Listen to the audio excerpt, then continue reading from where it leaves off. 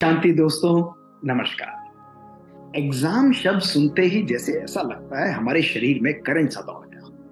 बच्चों का भी स्ट्रेस बढ़ जाता है, मम्मी पापा का भी स्ट्रेस बढ़ जाता है और पूरे घर के एनवायरनमेंट में बस एक अलग ही एनर्जी आ जाती है।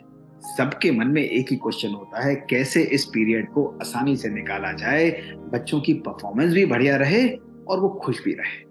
दोस्तों, आज मैं आपको बड़ी सिंपल और प्रैक्टिकल टेक्निक्स बताऊंगा और गारंटी के साथ बताऊंगा कि अगर आपने कुछ अगले दिनों में इनको प्रैक्टिस किया तो ना केवल आपकी ये जर्नी जो है वंडरफुल रहेगी, बच्चों की परफॉर्मेंस भी आप देखेंगे सिग्निफिकेंटली इंप्रूव हो जाएगी। बच्चों को भी प्रैक्टिस करना है और मम्मी पापा को भी साथ में हेल्प करना है। दोस्तों, जैसे हम कभी भी बैंक जाते हैं और लॉकर खोलना चाहते हैं तो लॉकर की दो चाबियां होती हैं। वो चाबी एक तो हमारे पास होती है और एक बैंकर के पास होती है। जब दोनों लगती हैं तभी वो लॉकर खुलता है।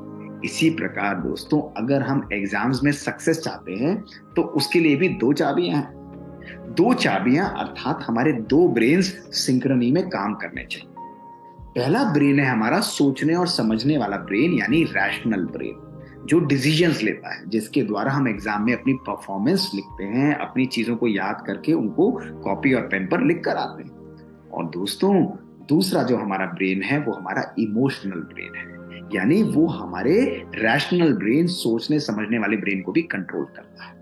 अब देखो होता क्या है, जैसे ही एग्जाम आया तो हमारे मन में ऑलरेडी प्रोग्रामिंग है कि exam is equal to stress. क्या क्वेश्चंस आएंगे हमारे मन में, पता नहीं पास हो पाएंगे या नहीं हो पाएंगे। फिर लगता है बहुत मुश्किल है मम्मी, मुझे याद नहीं होता है, डिफिकल्ट लगता है। इस बारी तो बहुत ही डिफिकल्ट पेपर आने वाला है। बार बार ये क्वेश्चन जब मेरे मन में आएंगे तो मेरा ब्रेन, इमोशनल सेंटर क्या क्रिएट करता है, वो डर क्रिएट करता है। और जैसे ही डर क्रिएट होगा वो मेरे रैशनल ब्रेन की सोचने और समझने की शक्ति को समाप्त कर देगा, उसको बिल्कुल कम कर देगा। इसलिए सबसे पहली जो ट्रिक जो आज हम सबको लेनी है वो है चेंज योर वोकैबुलरी। आज के बाद आप सब बच्चे भी और मम्मी पापा भी, घर में कोई भी ये नहीं बोलेगा कि डिफिकल्ट है, मुझे याद नहीं रहता है, पता नहीं क्या क्वेश्चंस आएंगे। इसकी जगह हमारी वोकैबुलरी ये रहेगी, सब आसान है, परफेक्ट है। जो मैं याद करता हूं, पढ़ता हूं, वो मुझे बिल्कुल परफेक्ट तरीके से याद रहता है। ये बिल्कुल भी डिफिकल्ट नहीं है, मेरा रिजल्ट बहुत बढ़िया होगा और परफेक्ट होगा। और विश्वास के साथ इसको आप मेमोराइज करिए, रोज रोज इस चीज को क्रिएट करिए, अपने ब्रेन को कहिए कि मेरे लिए सब कुछ परफेक्ट होगा।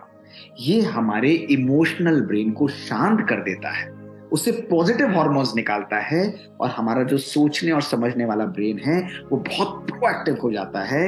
उसकी मेमोरी पावर, उसकी मल्टीपल चीजों को याद करने की पावर और समय पर रिकलेक्ट करने की जो पावर है बच्चों, वो बहुत अच्छी और शार्प हो जाती है।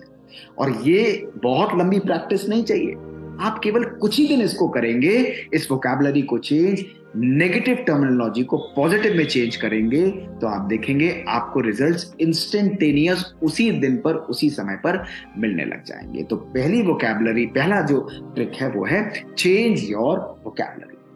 दोस्तों, दूसरी ट्रिक क्या है? दूसरी ट्रिक है success is already on its way. ये दूसरी ट्रिक भी मेरे इमोशनल ब्रेन को फर्दर एम्पावर करती है। दोस्तों, इस ट्रिक को मैंने बहुत कॉमनली यूज किया है। मैं कभी भी ये स्वीकारता ही नहीं कि मुझे इस चीज में सक्सेस नहीं मिलेगी, और अगर नहीं भी मिलती है तो मुझे लगता है मेरे लिए एक लर्निंग है। तो इसलिए रोज अपने डेस्क के आगे लिख लीजिए कि इस एग्जाम में सफल होना, अच्छे नंबरों से सफल होना, ये मेरा अधिकार है। I am going to succeed this exam with flying colours. मेरे और मेरी सक्सेस के बीच में केवल मेरी सोच ही तो है, उस सोच को मैं पावरफुल बना रहा हूं। सक्सेस, बस मैंने दरवाजा खोला, पर्दा हटाया और सक्सेस को मैं रिसीव कर रहा हूं। जब हम इन दोनों बातों को करते हैं, ये हमारे इमोशनल ब्रेन को बच्चों बिल्कुल काम कर देती है। इसलिए पढ़ाई स्टार्ट करने से पहले और उसको समाप्त करने के बाद जब भी आप करें, केवल 20 सेकेंड्स, ओनली 20 सेकेंड्स आप इन दोनों मंत्रों को यूज करें, चेंज योर वोकैबुलरी, और सक्सेस को इनवाइट करें कि I am bound to be successful, success is coming to me. अब दोस्तों, हमें आना है मूल मुद्दों पर। कैसे हम अपनी सक्सेस को और पावरफुल तरीके से अट्रैक्ट करें, अपनी एग्जाम की परफॉर्मेंस को बढ़ाएं। देखो, अब एग्जाम तो आ गए हैं, पूरे साल कितनी भी पढ़ाई की हो वो बहुत अच्छी बात है, लेकिन इस समय पर हमें सबसे पहले अपनी प्रायोरिटीज को सॉर्ट करना है।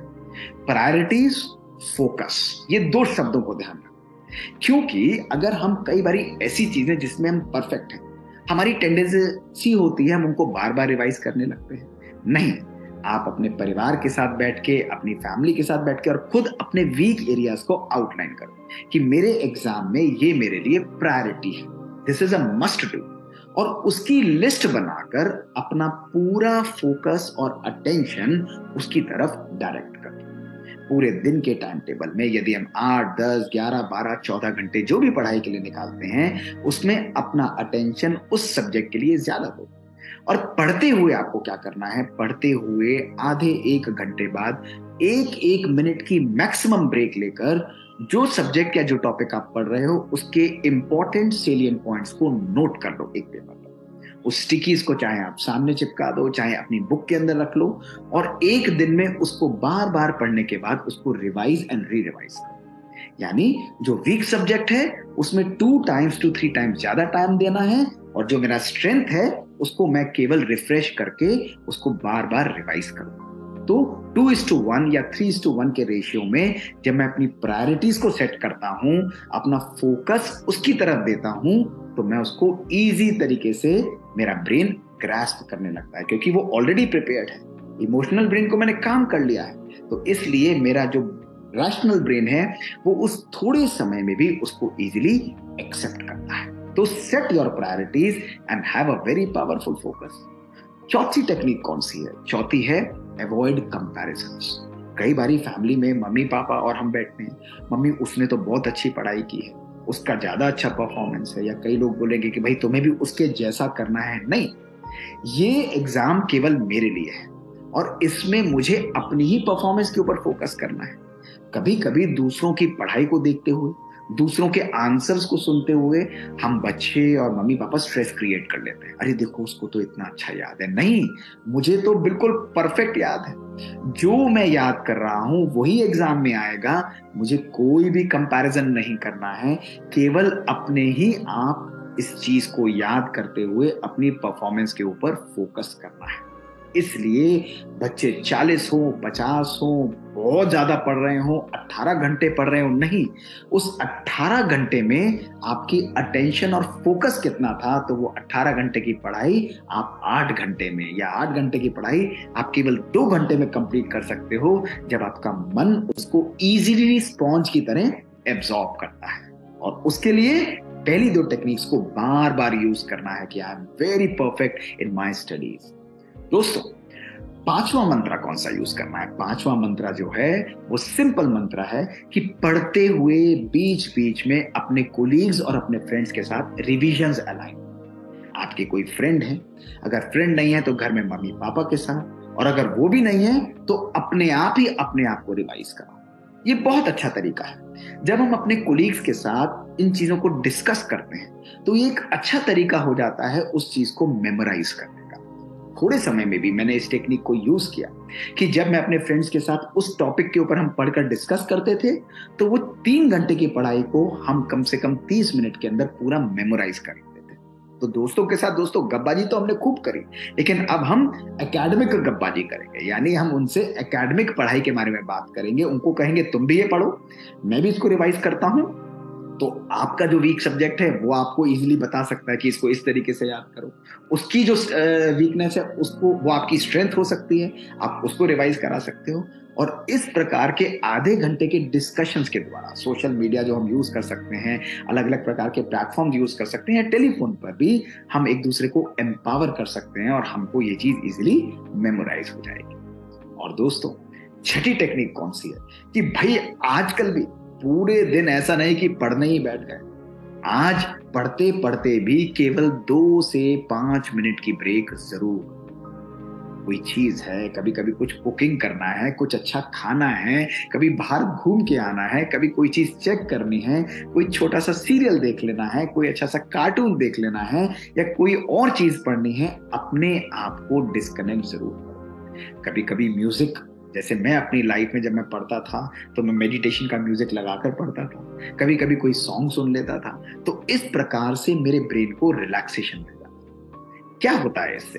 क्योंकि जब भी हम 5 मिनट की रिलैक्सेशन लेते हैं, मेडिटेट करते हैं, कोई अच्छा म्यूजिक सुनते हैं, कोई ऐसी अनवाइंडिंग एक्टिविटी जो मुझे पसंद है, उसको मैं यूज इस टाइम पर भी करता हूं, तो मेरा इमोशनल ब्रेन शांत हो जाता है और रैशनल ब्रेन को भी रिलैक्सेशन मिलता है, वो रिजुविनेट होता है, उसके अंदर कामिंग हार्मोन्स रिलीज होते हैं। और ऐसे हार्मोन्स के द्वारा जब मैं दोबारा पढ़ने बैठता हूं तो उस पढ़ाई की एक्सेप्टेंस, उसकी ग्रास्प और पावरफुल हो जाती है। स्टडीज बताते हैं कि शॉर्ट ब्रेक्स जब हम लेते हैं तो हमारा अटेंशन, हमारा फोकस, हमारी मेमोरी पावर और एग्जाम में रिप्रोड्यूसिबिलिटी, यानी उस चीज को दोबारा स्मृति में लाकर याद करके उसको लिखना, वो और एम्पावर हो जाती है।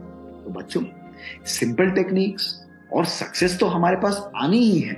घबराना बिल्कुल भी नहीं है। एग्जाम को एग्जाम की तरह नहीं, उसको इंजॉयमेंट की तरह लो। केवल इन 6 स्टेप्स को यदि हमने फोकस किया तो हमारा इमोशनल ब्रेन शांत रहेगा, हमको सपोर्ट करेगा, हमारे रैशनल ब्रेन को वो बैलेंस की तरह हेल्प करेगा, और हमारा बैलेंस जो रैशनल ब्रेन है वो पावरफुल प्रोसेसर की तरह हमको परफेक्ट परफॉर्मेंस देगा। तो इसलिए एक एक बच्चा रैंकिंग के ऊपर फोकस नहीं करना, इस यात्रा को मजे से पूरा करना। एक एक एग्जाम का पेपर आपके सामने आएगा, सोच कर जाओ जो मैंने पढ़ा है वही होगा। Your success is already on its way. Success मेरा जन्म सिद्ध अधिकार है। तो बच्चों, no stress, only enjoyment. Exam is a joy. इसको मजे से पूरा करो और फ्लाइंग कलर्स के साथ इस परीक्षा से बाहर निकल कर आओ। ओम शांति।